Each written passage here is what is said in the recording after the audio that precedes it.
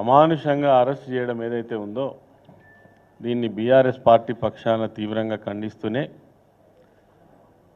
వెనకడ పెద్దలందరూ ఆడలేక మధ్యలో ఓడట మీకు చేతగాక రైతుల సమస్యను సానుకూలంగా వాళ్ళతో మాట్లాడి పరిష్కరించి మరి మీరు అనుకున్నటువంటిది ఏదైతే ఫార్మా సిటీ నిర్మాణం చేయాలనుకుంటున్నారో దానికి అన్ని విధాల ప్రజల సంసిద్ధతో చేసినట్టయితే ఇటువంటి సంఘటనలు ఎక్కడ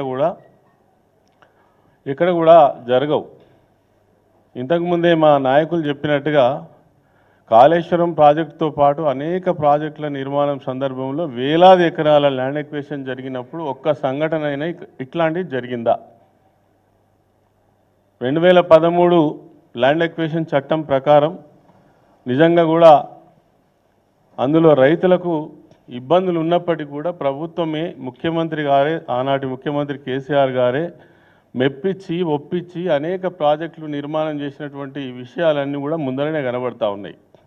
అయినా మరి దాన్ని గమనించకుండా ఒక ప్రభుత్వ వైఫల్యాన్ని గుర్తించకుండా మూర్ఖంగా బీఆర్ఎస్ పార్టీ పైన నెపం పెట్టడం అనేటువంటిది ఇది ఎంతవరకు సమంజసమో ఒక్కసారి సమాజం అంతా గమనిస్తుంది. కాంగ్రెస్ పార్టీ నాయకులకు తెలియక కాదు దీన్ని ఈ అపవాదును ఏ విధంగా మరి బీఆర్ఎస్ పార్టీ మీద రుద్దాలనే ఒక దుర్మార్గమైన ప్రయత్నం జరుగుతుంది. అంతేకాదు అసలు ఈ దాడి ఎవరి మీద జరిగినట్టు?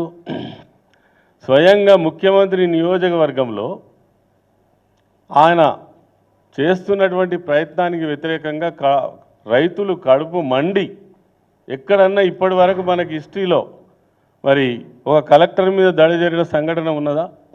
కలెక్టర్ మీద జరిగిన దాడి కాదు ఇది. స్వయంగా ముఖ్యమంత్రి రేవంత్ రెడ్డి పైన జరిగిన దాడిగా భావించాల్సినటువంటి అవసరం ఉన్నది. అది గుర్తించకుండా వాళ్ళ సమస్యకు పరిష్కారం చెప్పకుండా అసలు ఇంతకుముందే మా నిరంజన్ రెడ్డి గారు చెప్పినట్టు మీ ప్రయత్నం ఏం జరిగింది? అదే ముఖ్యమంత్రిగా నీ సొంత నియోజకవర్గంలో ఎన్నిసార్లు ప్రయత్నం చేసినావు? నీకు పోవడానికి వీలు కాకపోతే నీ ముఖ్యమంత్రి కార్యాలయానికి రైతులను ఎన్నిసార్లు పిలిపించుకున్నావు? ఎన్నిసార్లు చర్చలు చేసినావు? ఇంకా ఇప్పటికి కూడా అదే మూర్ఖమైన మాటలు మాట్లాడుకుంటూ ఖచ్చితంగా మేము ఎవరైతే బీఆర్ఎస్ పార్టీకి సంబంధించినటువంటి నాయకులపైన కఠినమైన చర్యలు తీసుకుంటాం, బాధ్యులమైన తీసుకోండి, కానీ అబద్ధాలు చెప్పి కాదు. దీంట్లో కేటీఆర్కి ఏం సంబంధం? నరేందర్ రెడ్డికి ఏం సంబంధం? అక్కడ ప్రజలకు సంబంధించినటువంటి సమస్య వచ్చినప్పుడు స్పందించడం అనేటువంటిది ప్రజాస్వామ్య పద్ధతులలో అక్కడ ఉన్నటువంటి స్థానిక నాయకునిగా వారి బాధ్యత. ఫోన్లు మాట్లాడుకున్నారని ఇవన్నీ కూడా ఒక కట్టు కథలు. తర్వాత మాజీ శాసనసభ్యులు పట్నం నరేందర్ రెడ్డి గారు అరెస్ట్ చేసే పద్ధతి ఇదేనా? మీరు రమ్మంటే పోలీస్ స్టేషన్కి రారా? మామూలు కానిస్టేబుల్ స్థాయి వాళ్ళు వచ్చి గురగుర గుంజుకపోతారా? ఇది ప్రజాస్వామ్యమా? గతంలో 10 సంవత్సరాలు మేము అధికారంలో ఉన్నప్పుడు ఫ్రెండ్లీ పోలీసింగ్ జరిగింది. ఇట్లనే జరిగిందా? ఇక్కడ అరెస్టులు జరిగినాయా? ఇలాంటి పద్ధతి జరిగిందా? అసలు ఏం పద్ధతి ఇది? ఇదొక ప్రభుత్వమా? ఇదొక నిర్వహణనా? అదేవిధంగా పెద్దలు మంత్రివాళ్ళు పొంగులేటి శ్రీనివాసరెడ్డి గారు ఒక ఎపిసోడ్ లాగా మాట్లాడుతున్నాడు. ఆయన విదేశీ పర్యటనలో ఉన్నప్పుడు సీఎల్ నుంచి ఇప్పటి వరకు ఏం మాట్లాడుతున్నారు? రేపో బాంబు పేలుతుంది, ఎల్లుండో బాంబు పేలుతుంది, ఇవాళ కేసీఆర్ అరెస్టు, రేపు కేటీఆర్ అరెస్టు. అంటే ఏమనుకుంటున్నారు? అసలు ఒక పోలీస్ వ్యవస్థ యంత్రాంగం, అదేవిధంగా పోలీసు యంత్రాంగంలో ఉండేటువంటి మరి ఈ క్రైమ్ అన్వేషణ చేసేటువంటి అనేక సంస్థలు వాళ్ళకి ఎవరికి సంబంధం లేకుండా మంత్రులే స్వయంగా మీరు ఇవాళ రేపు అరెస్ట్ అవుతారు, ఎల్లుండి అరెస్ట్ అవుతారు.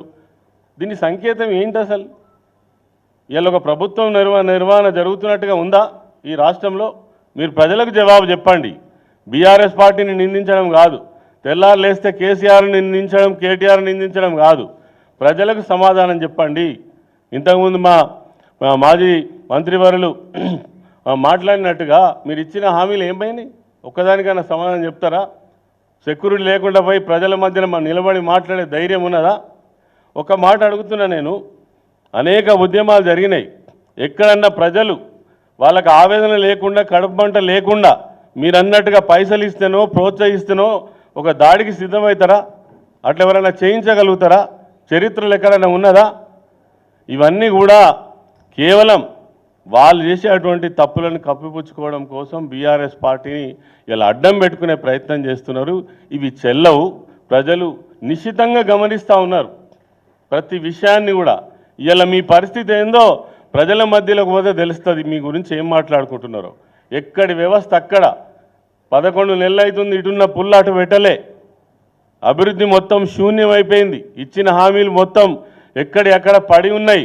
మీరు ఏం చేసిండ్రని ఇంకా మీదికెళ్ళి సంబరాలు జరుపుతారట. ఈ రోజు నుంచే సంబరాలు ప్రారంభం కావచ్చు. దేనికి సంబరాలు? ఏం సాధించిండ్రని, ఏం ఘనకార్యం చేసిండ్రని ఏ ఒక్కటి చెప్పండి. మీరు అనుకునే గొప్పగా చెప్పుకున్న రుణమాఫీ అయినా పూర్తిగా అయిందా? మేమను కాదు, రైతుల మధ్యలో పోయి మాట్లాడగలుగుతారా? ఇవన్నీ కూడా ఇప్పుడు ఉన్నటువంటి ప్రభుత్వం, రేవంత్ రెడ్డి ముఖ్యమంత్రి అనాలోచిత విధానం వల్లనే ప్రభుత్వం అంతా కూడా అస్తవ్యస్తమైంది. మొత్తం పరిపాలన మొత్తం చిన్న భిన్నమైంది.